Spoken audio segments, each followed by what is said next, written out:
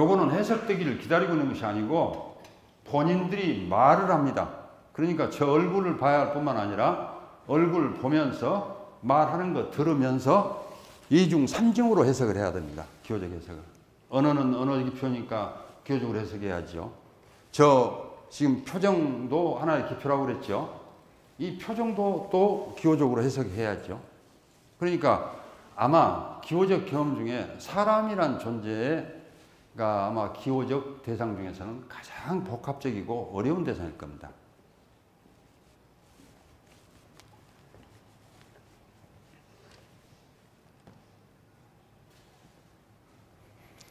기호적 사상을 정리를 해봤습니다. 이 개념이 어디서 왔습니까? 체험주의 은유이론에서 은유적 사상이라는 개념이 있습니다.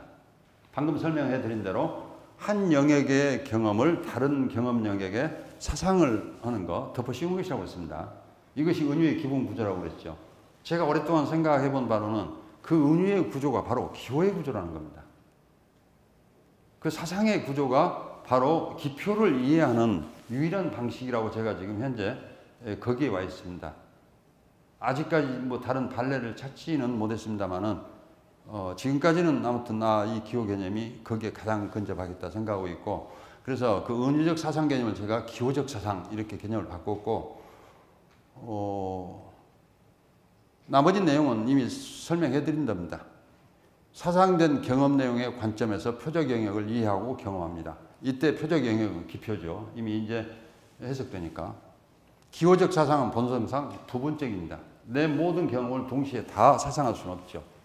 이 사상 구조를 보여주는 은유 중에 익숙한 것 중에 내 마음은 호사 이런 게 있습니다. 이건 은유예요. 이 은유는 어떻게 생각되냐면 내 마음을 이해할 때 내가 호수에 관해서 알고 있는 몇 개의 경험을 이 마음 쪽에 사상하는 경우입니다. 그래서 호수의 어떤 성질의 관점에서 내 마음을 이해하는 겁니다. 그런데 만약에 호수에 관한 모든 성질이 동시에 사상이 되면 마음하고 호수하고 구별할 수가 없겠죠? 이 은유를 쓸 수가 없단 말입니다. 왜? 마음하고 호수하고 똑같으니까 은유를 써야 할 이유가 없어요. 또 다른 호수가 있거나 또 다른 마음이 있는 거 보이죠? 은유를 쓴다는 얘기는 이 두 영역이 지금 합치하지 않는 겁니다.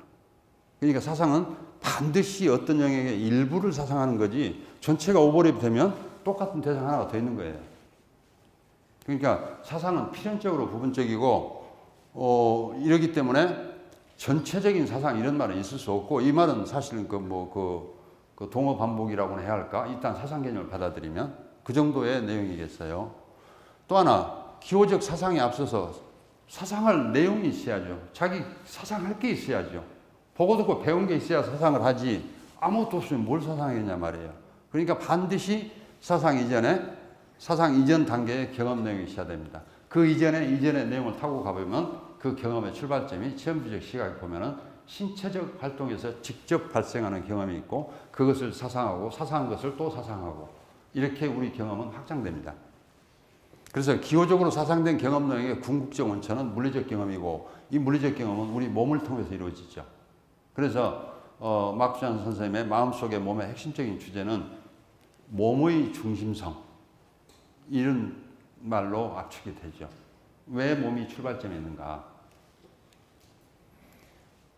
사상도를 한번 그려봤습니다. 제가 지금까지 설명드린 그 기호적 사상의 구도를 도표로 만들어봤는데,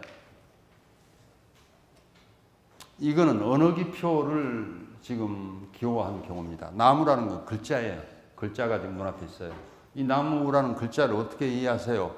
실제 우리 세계에서 내가 나무에 관해서 알고 있는 이런저런 것들을 내 나무와 상호작용을 통해서 갖게 된 이 경험 내용을 여기에 일부 사상하는 겁니다. 그래서 이 나무라는 기표를 내가 갖고 있는 나무에 관한 경험의 관점에서 이해하기 시작합니다. 이것이 언어입니다. 이 그림은 제 2013년이 4년이 조금 헷갈리네요. 제 책에 기호적 경험의 체험주의적 해명이라는 챕터에서 이 그림은 이미 이런 식으로 만들어졌습니다. 당시에 이 책 안에는 이 기호적 사상이라는 말 대신에 은유적 사상 그 용어를 그때까지 쓰고 있었습니다. 그러니까 그 이후에 제가 지금 기호적 사상 이렇게 바꿨어요. 이 부분을. 복잡한 경우입니다. 추상적 개념일 경우에 어떻게 기호가 되는 것일까? 예를 들면 기표는 사랑이에요. 사랑에 해당되는 어떤 추상적 개념이 있을 겁니다. 여기는 그냥 명명관계입니다. 이름을 짓는 관계란 말이에요. 그래서 이 사랑이라는 기표를 이해하려면요, 기호 대상에서 많은 사랑하는 사람들의 행동 패턴이거나 뭐거나, 사랑은 여행이거나 여행 경험이거나 뭐 협동적 예술 작품이거나 아니면 사랑은 전쟁이거나 여러 형태의 경험들, 이런 것들을 일부를 여기에 수합한 것을 이 개념에 사상할 겁니다. 이 사상이 반복되면서 또 사랑 개념 자체도 저 원이 조금 넓혀졌다, 좁혀졌다, 다소 유동적으로 움직이겠죠. 그러니까 이때 개념하고 이 기표 관계는 이름을 부르는 명명 관계에 있을 뿐입니다. 이거는 은유리에서 충분히 설명드렸죠. 사랑 개념이 추상적인 개념이 그걸 이해하려면 다양한 은유를 써서 이해할 수밖에 없다고. 그때도 은유적 사상을 한다고 말씀을 드렸습니다. 그런데 이것을 기호적 구조로 변형을 시켜보면 이런 상관관계가 나오겠단 말입니다. 이건 추상적 개념을 사상하는 관계이기 때문에 조금 더 복잡하죠. 그 앞전 그림은 거기에 비하면 비교적 단순하죠. 이게 자체가 물리적인 대상이기 때문에 기표 자체가. 이렇게 사상을 해서 이해하는 것이 우리 기호적 경험인데, 한 번 사상된 경험이 그대로 지속되는 것일까, 바뀌는 것일까? 어마어마하게 바뀝니다. 내가 처음에 사랑 개념을 이렇게 개념할 때는 이런 방식으로 기호적 사상을 해서 이해를 했는데, 다른 사람은 또 전혀 다른 걸 사상합니다. 전혀 다른 식으로 이해를 하고. 그래서 이 사상관계가 항상 명료하게 고착되어 있지도 않고 본성상 부분적일 뿐만 아니라 계속 이동한다는 것이 기호관계의 복잡성을 가중시키는 것 같아요. 지금 이 경우는 무슨 그림이냐면, 그 아즈테카에 있었던 아즈테카, 매주 한 1000명 주변 부족 젊은이들을 제물로 바쳤다고 합니다.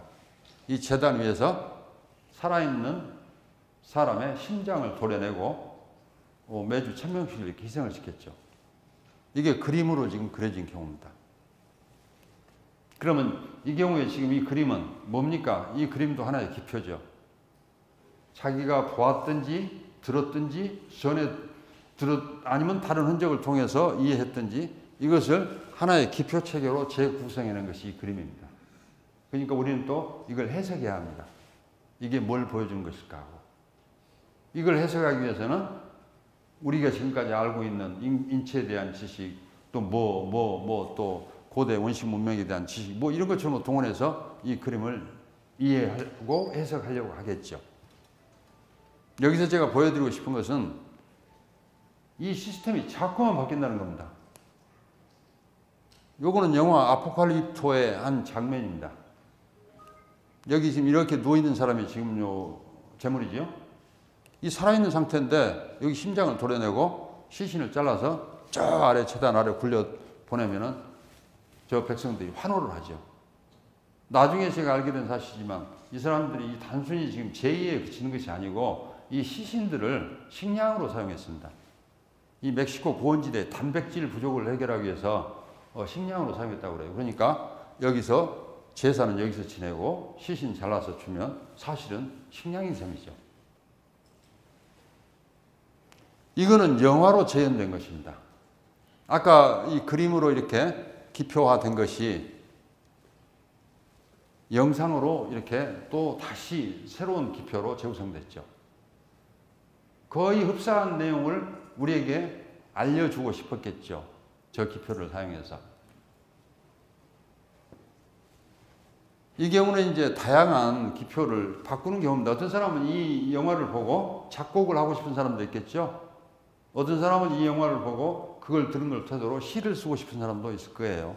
그러니까 기표는 계속 바뀌면서 어떤 내용인가 그 주변을 항상 보존하고 싶겠지만 제대로 보존이 되는 것 같지는 않습니다. 더더군다나 시대가 바뀌면서 매우 다른 양상으로 진화되는 경우를 볼 수 있는데 이건 현재 그 재단의 모습입니다. 이건 영화상에 지금 그려진 것이지만 이 재단 바로 여기 끝부분에서 일주일에 1000명씩이 그렇게 제물로 바쳐졌을 텐데 지금은 아무도 놀라지 않습니다. 관광자원이 돼 있죠? 그러니까 이 기표가 완전히 다른 해석 체계 안으로 돌아버린 겁니다. 원 기표의 주인이 사라졌기 때문에 완전히 다른 해석의 대상이 되어버린 거죠. 그래서 이것을 제가 지금 기표의 전이라는 현상으로 설명을 하는데 이 전이는 무한합니다. 어디서부터 어디까지 이행해 갈지 어떻게 진화할지 예측할 수 없죠. 아마 이런 이유 때문에 이 기표의 전 현상은 우리의 창의성을 말하는데 굉장히 중요한 메커니즘인 것 같아요.